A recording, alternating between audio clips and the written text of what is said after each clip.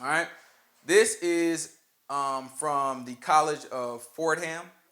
They wrote some history about the expulsion from Spain.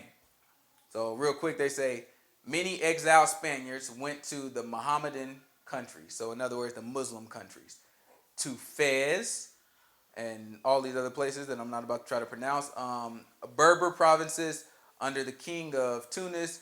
These North African lands across the Mediterranean from Spain, on account of the large numbers, the Moors. Notice they say Moors. The Moors did not allow them into their cities, and many of them died in the fields for hunger, thirst, and lack of everything. The lions and the bears, which are numerous in those countries, killed them, and while they were starving outside the cities.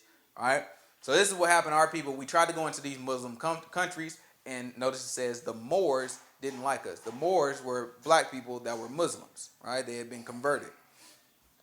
Now, there are some people that make you convinced of otherwise. So this is another video. This is a video, a clip from the DVD called Hidden Colors.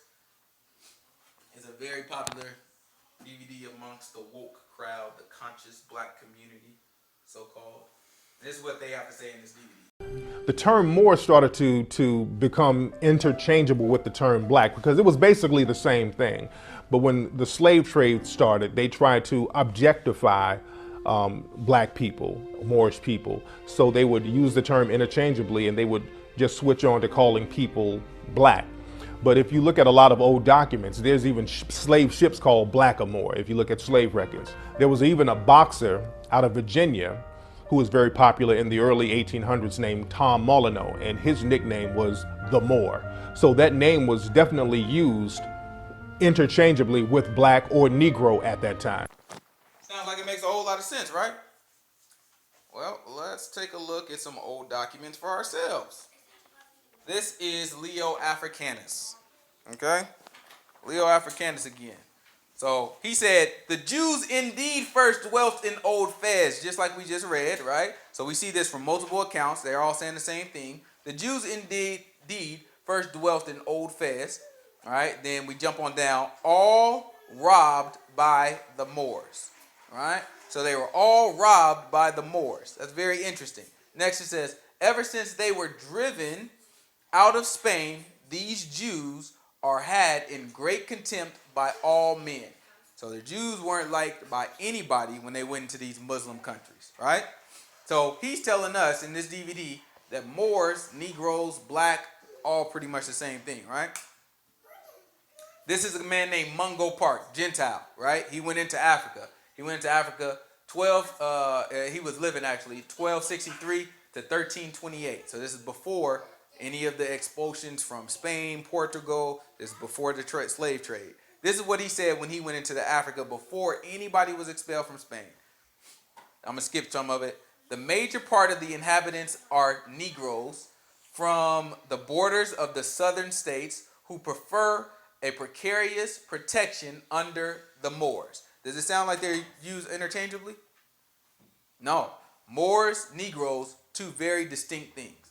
He said, Negroes, and they like protection of the Moors. We go on further. The Moors of this and the other states adjoining to this country of the Negroes, so the Negro country, resemble in their persons like the mulattoes. So he said these Moors in this area, they is light-skinned, right? He said the mulattoes of the West Indies, all right?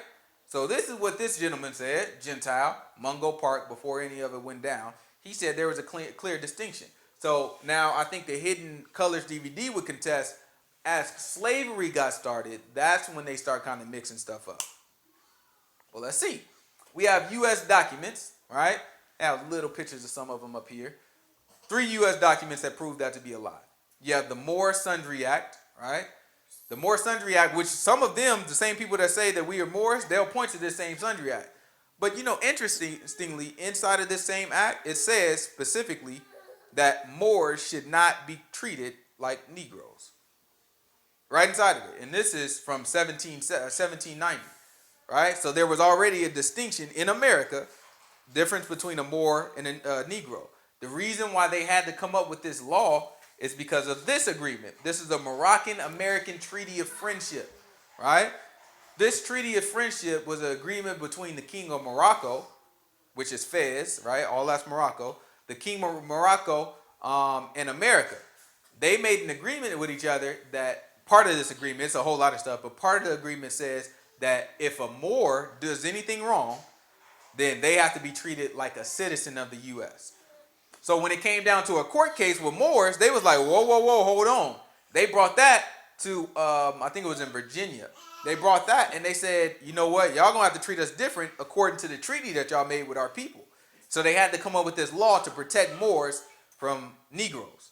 And then the last document is a letter. This is actually the first document though, but this is a letter from George Washington to the king, the Sultan of Morocco, and he's just basically praising them and making friends with them, and that's what led to this treaty, right? So all those things prove that there was a clear distinction. What it came from, the reason why people say that now, that we were all Moors and all that stuff, the reason why they say that now is because when you were a slave and you were black, and then you had another black person who was a Moor who was not a slave, and they got all the rights as all these white people, and you black, from a white person's eye, you look just like him. What you want to, you gonna call yourself a Negro or you gonna call yourself a Moor? You a slave, you getting whipped on your back right now, and you see him walking free, he look just like you. Nah, y'all got the wrong guy, I'm with him, that's my cousin. Right? So we started trying to call ourselves Moors to get freedom, and we had to try to prove it out, right? But we weren't actually Moors, we were Negroes, right? We were Hebrews, and we're going to go and further prove that. So this is son to Maya, right? The root of the beginning of slavery, right? So this is him, he's a Muslim. The root of the beginning of slavery is prisoners of war. The bounties have become lawful for the nation of the Muhammad, right? So in other words, the Muslims. He said the Muslims are the ones who started this slavery, right? And the way that they did it is because they took prisoners of war. And it was lawful for them to take these prisoners of war and make them slaves, right? Slavery is justified because the war itself, right? So because I had war with you, slavery now becomes justified, right? However, it is not permissible to enslave a free Muslim.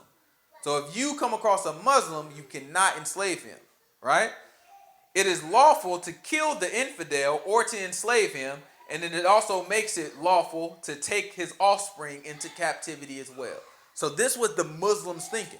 I'm going to show you guys that the Muslims came from Saudi Arabia, and they took over all of Africa, right? Definitely the northern parts of Africa.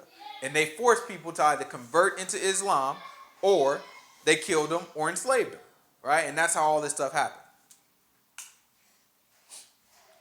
This is another. This is an excerpt from a man named Willem Boltzmann, right? I'm just going to jump right down to the bottom here. So he's a Gentile. Watch what he says. He says, not a few in our country fondly imagine that the parents here sell their children, men their wives, and one brother the other, right? So he's like, people, us Europeans, we imagine, I know a lot of y'all imagine that you just got Africans just selling each other, selling their own family members out. Watch what he say. The world mind, but those who think so do deceive themselves. This never happens on any other account but of necessity or some grave crime. But most of the slaves that are offered unto us are prisoners of war, which are sold by the victors of their booty. Right? So we look at these things. Who was having war? Right? It was Muslims conquering people, enslaving them. That was their protocol. We just read it. Right? That was their protocol, and they justified it. So these Moors, the reason why we go into that, because Moors, Negroes, black people, not the same. Right? Not the same at all. Moors are a very particular people, and it was justified for them to enslave people. Right? The slave trade really began with the Muslims. They first took us slaves, and then they sold us to Europeans afterwards. And we'll get into more of that. So this is Mungo Park again. He says, and even the Moors themselves allowed that though I was a Christian, I was a better man than a Jew. Right? So the Christians who went up, we've heard all of these inquisitions that went up against Muslims and the Christians and the Muslims fall from ancient times, and they were slaughtering each other and all that. That's all we heard about. We didn't hear that. Well, compared to a Jew, a Christian is all right. So we were in Africa amongst Muslims, and we, just like we read from other words, we were held in contempt by all men, right? So Jews were the lowest of the low in Africa, right? The lowest of the low. And Mungo Park acknowledged that.